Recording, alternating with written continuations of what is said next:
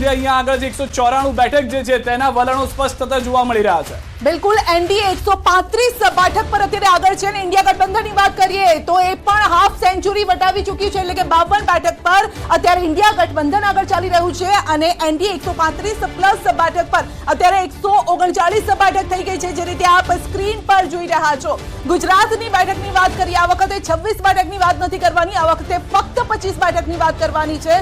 તો લોકોને સવાલ થશે કે 25 બેઠક કેમ? કારણ કે એક કમળ ઓલરેડી ગુજરાતમાં ખીલી ચૂક્યું છે। તો આ 25 બેઠકમાંથી 15ના જે રુઝાન સામે આવ્યા છે તેમાં બીજેપી જોવા મળી રહી છે, કારણ કે 15નો આંકડો અને બીજેપી આ બેઠક પર અત્યારે આગળ ચાલી રહી છે। અને સૌથી વધારે મહત્વની વાત એ પણ છે સંધ્યા, જે રીતે આપે પણ જણાવ્યું તે પ્રમાણે કે મોટા ભાગની જે તમામ બેઠકોના વલણ સ્પષ્ટ થઈ રહ્યા છે, કારણ કે 543 માંથી 227 બેઠકોના વલણ સ્પષ્ટ થયા છે, જેમાં 157 પર બીજેપી અથવા તો એનડીએ આગળ ચાલી રહ્યું છે।